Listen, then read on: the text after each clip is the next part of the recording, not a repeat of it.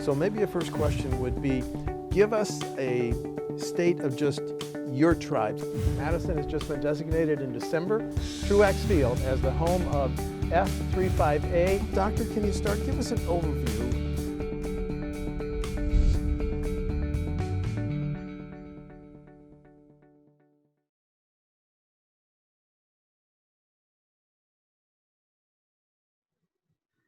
The first online Wisconsin State Democratic Party convention will happen on Friday.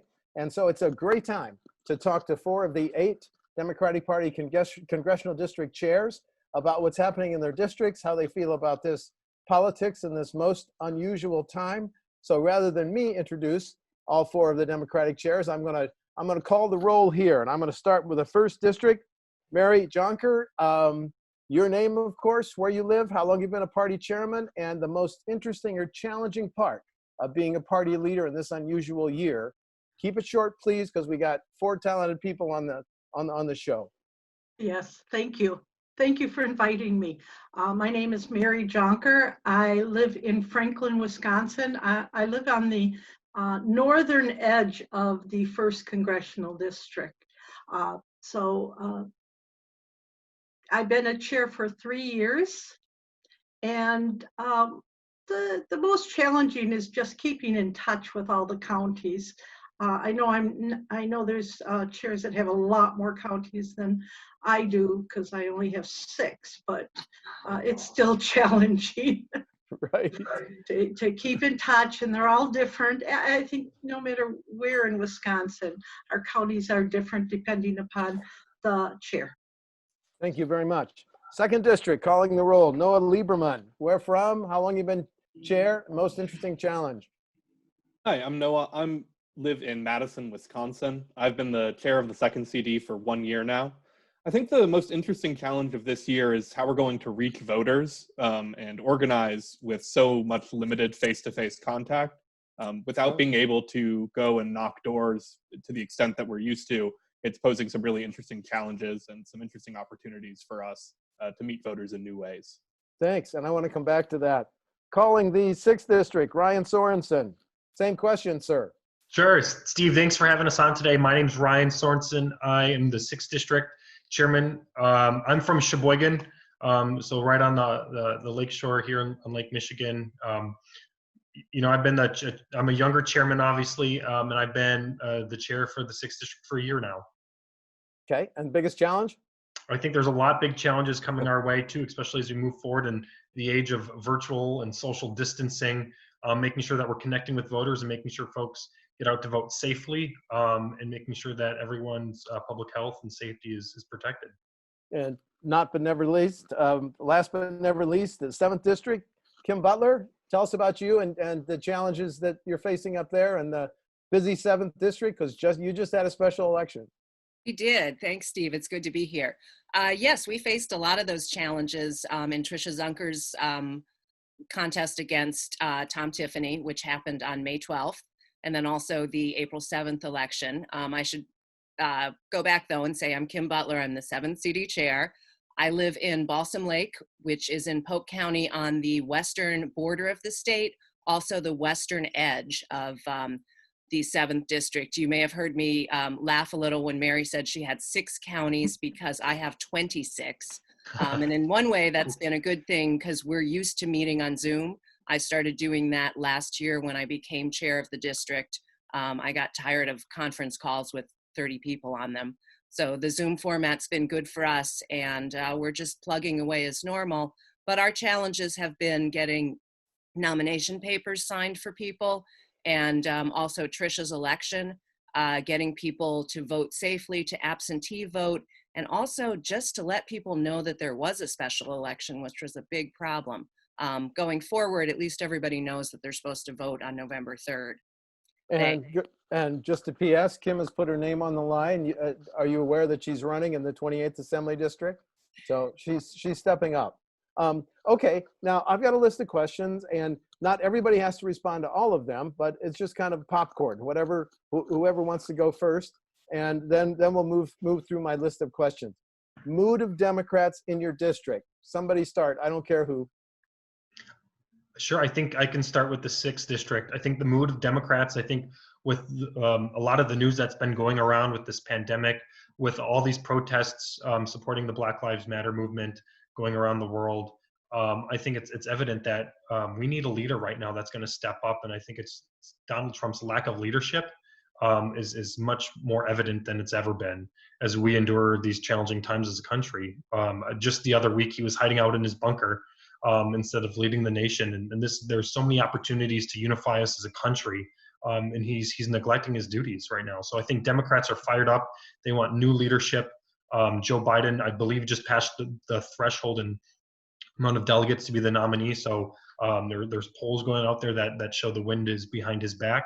I think Democrats are ready to do what we can do. I know in the 6th district, we're passionate as well. We got 3 fantastic candidates that are running against our incumbent congressman. While we know it's an uphill battle, we got to hold their feet to the fire and make sure that we're pushing forward policies that are going to help move this country forward. Okay, somebody else? Another precinct weigh in, please. Yeah. In the 7th, I think we're pretty excited. Tricia moved the needle quite a bit, I believe 5 points in her election against Tiffany, and she is nothing if not determined and persistent. So she's right back out there the day after the election, getting her signatures and working on her fall campaign. And I think that as I guess Congressman Tiffany is in Washington now and continuing to reveal his agenda and his beliefs, that that's going to galvanize more support for Tricia. I had the opportunity this weekend to do some phone calling for Biden, and the responses that I was getting on the phone were very positive. Some people are very, very angry about President Trump's response, and it's showing. So people are getting fired up. We don't know what's going to happen. This could be the blue wave will finally hit Western Wisconsin, which it really hasn't so far. So we're hopeful. Noah, you were going to jump in, please. Yeah, Democrats in the 2nd district are incredibly determined. If you look at the turnout and the efforts we had in the Supreme Court election earlier this year, and then in terms of the protests and the number of volunteer slots we're filling right now, I think it's clear that Democrats are eager to find some way to take the energy and the frustration they're feeling at the current administration and turn that into real action. Okay, and Mary? I think the word Ryan used works for us. Fired up. People are fired up. They're ready to start working. They're volunteering more than they have in the past. Our organizers are organizing, really well, and are all ready for this election to come. We have 2 candidates for our congressional district, so we'll have a primary, and there are more state candidates than I've ever seen before in this district. Okay, thank you. Kim talked about it earlier, so maybe if the other district chairs could jump in. How has online only changed how you stay in touch with Democrats in your district? Kim, I'm disqualifying you because you already talked about that. Please, somebody else. Yeah, I think in the 6th district, it forces us to innovate and try new things that we haven't done differently. There's always different tactics. I feel like every few election cycles, folks try new different things with social media targeting, phone calls, emails. Zoom is becoming very more popular for when we're having meetings, collaboration, talking, discussions, and just kind of meeting our neighbors, that are across on the other side of the district. I think it's pushing us to think differently outside of the box. And how we're communicating with voters too. I know we haven't been knocking on doors because of this pandemic that we're all facing right now. And looking at the April election, it showed that we still can have a huge impact while we're not having that direct face-to-face contact, but shifting a lot of our content online, talking to folks on the phone, talking to folks on Facebook, Twitter, Instagram, all those other social media platforms as well too. It's a good sort of sense feeling that we're still pushing out, letting folks know that the Democratic Party is for the working class people of Wisconsin, even though we can't do it door to door. Question for Mary and Noah. Are you finding any of your members who are not comfortable using Zoom?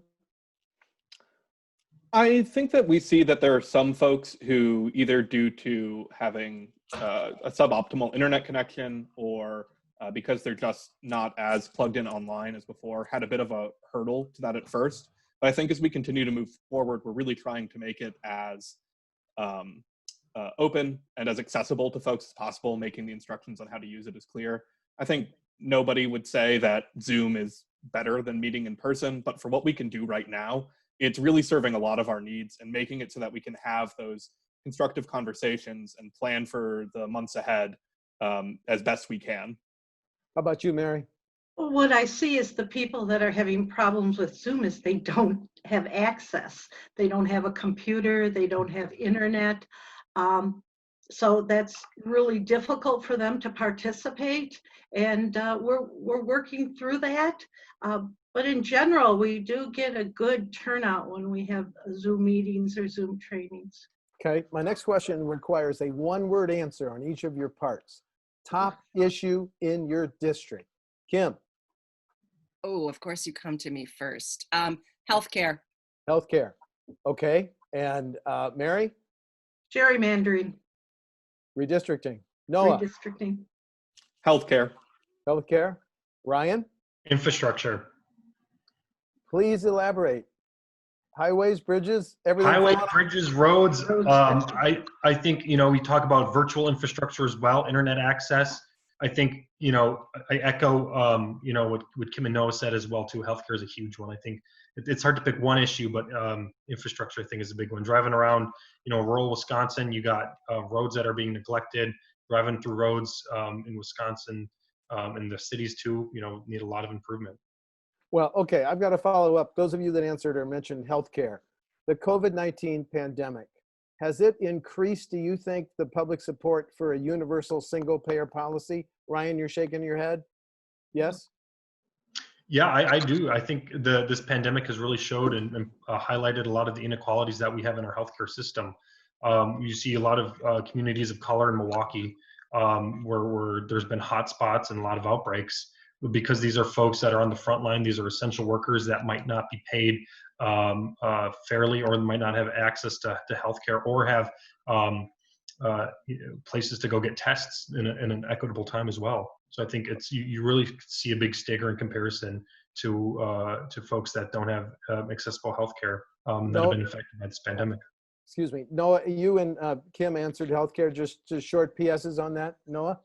Yeah, I think if you look back at the primary in Wisconsin as well, healthcare was a front issue is there. And as Ryan was saying, the disparities we're seeing in the system now have just made it an even more pressing issue for folks in our district. We've been really lucky in Dane County to have the COVID crisis be handled really well by public health officials here. But we can see that as you go disparities across the state, in different communities, whether that be in poorer communities, in urban communities, we're seeing that making sure everybody has access to tremendous healthcare and tremendous public health is just more important than ever before. Kim, the stats show that unfortunately COVID has, the numbers are dominated by Southeast Wisconsin, Dane, and the Fox Valley, not Western Wisconsin. So how has the COVID debate shaped healthcare issue in your district?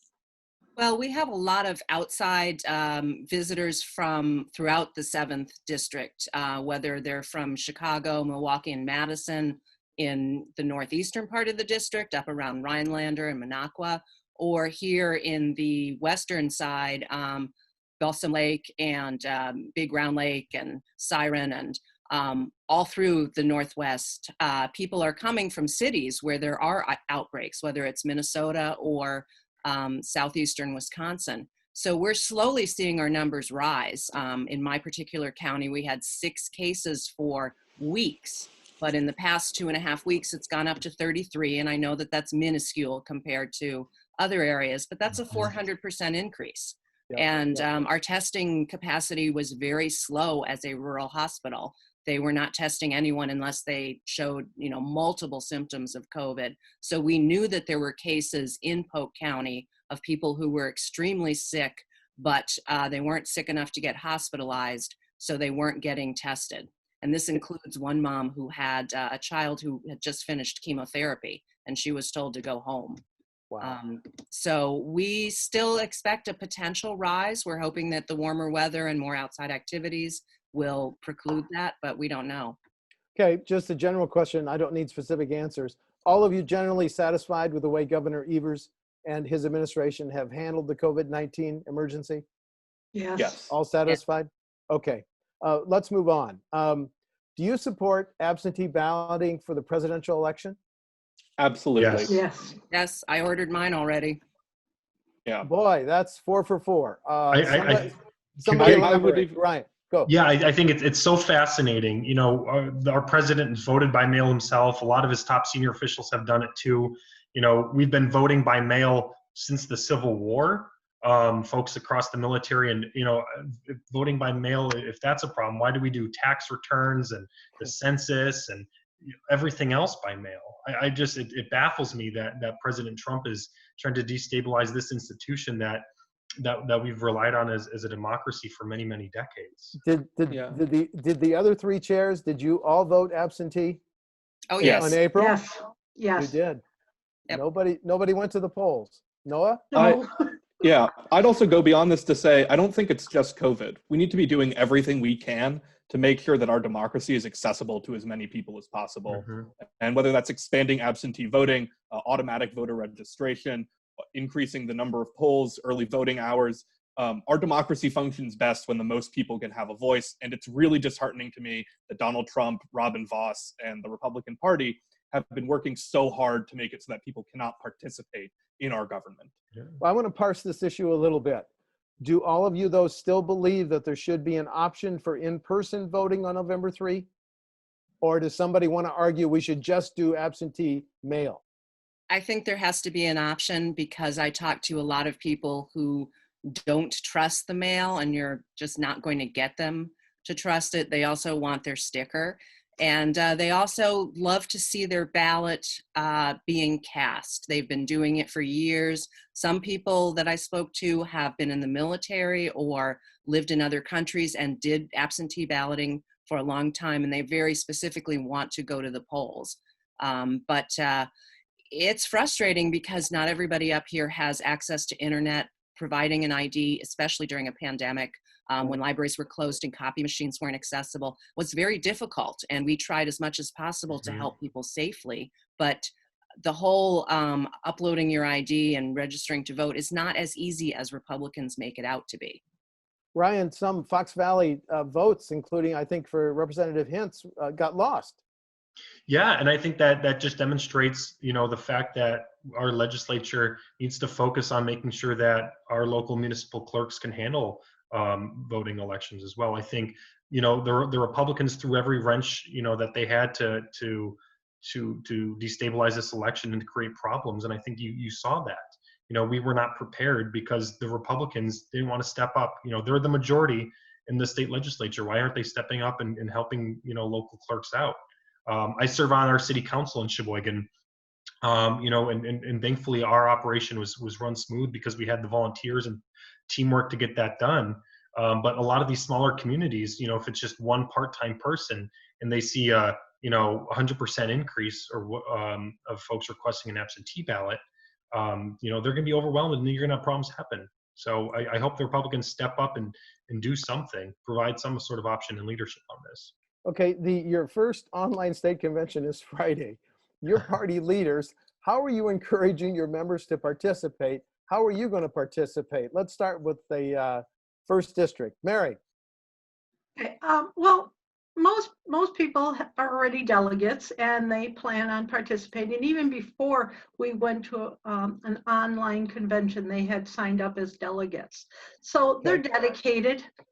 We have an election, so you know it's a DNC election, and people want to be able to vote for that. So you expect your rank and file members in the first district to watch that? Yes, Friday? I do. Okay. Noah, second district? Yeah, I think folks are going to be able to participate just fine. It's a little sad because this year's convention was supposed to be in the second CD. So we're sad that we're not going to get to welcome all of our party members to our district. But it is fantastic that it's going to be so accessible to folks that folks aren't going to have to travel, book a hotel room. I know that's opening this convention up to a lot of people who haven't been able to attend in the past. Okay, then Ryan, then Kim.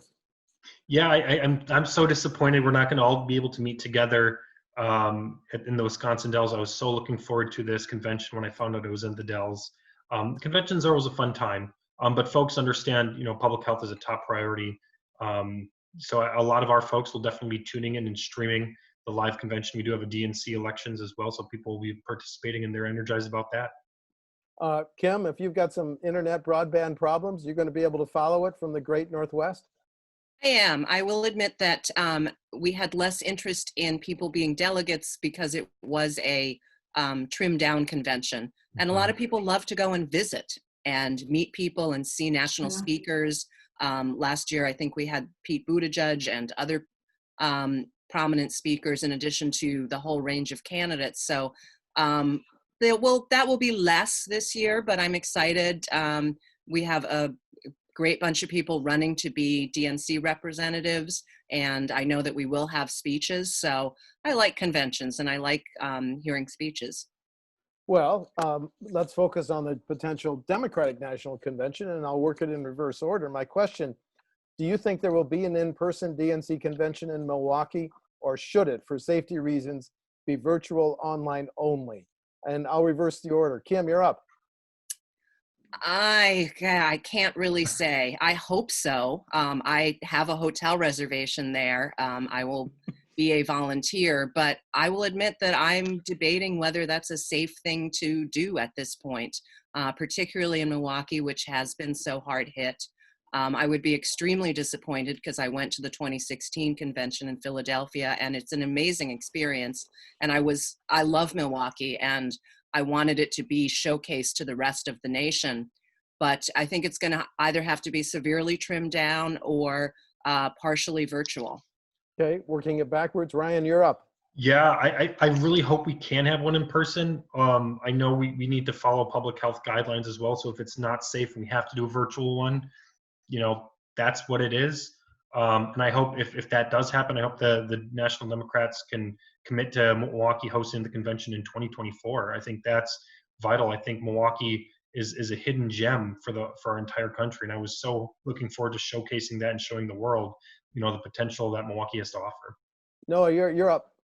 Yeah, I'd echo everything my colleagues have said, but also just add that it's so nice having the faith in Joe Biden and the Democratic Party to listen to public health officials and not go against best safety practices just for their own egos, as we're seeing happening with Donald Trump. Mm-hmm. And thank you, Mary. I think if we have any in-person convention, it's going to be really scaled down. And like Kim, I was going to volunteer. I'm not sure that I want to go out and volunteer, especially as Milwaukee starts to open up. And, people are not wearing masks. People are going out to dinner, that kind of stuff. But boy, we're a real loss to Milwaukee. The state worked so hard and Milwaukee worked so hard to get this organized, and they really deserve it. Okay, I want to respect your time. I want to respect your time. I've only got 2 more questions. What issue, 1 or 2, should Mr. Biden emphasize to win Wisconsin on November 3rd? Noah, why don't you start? Like I said, I think it goes back to healthcare. Thank you. We're a state that never expanded in the way that we could, and I think promising people an opportunity to have great healthcare, no matter where you work, no matter where you live, would be a fantastic step. And Mary, you said reapportionment. Do you think that's a winning national issue? I don't think it's a national issue, but because I think that healthcare is a more important issue nationally. Okay. So I think he needs to focus on that. Also focus on the economy, getting people back to work. I think those are issues that are important to the people of this, of this state. Kim, please.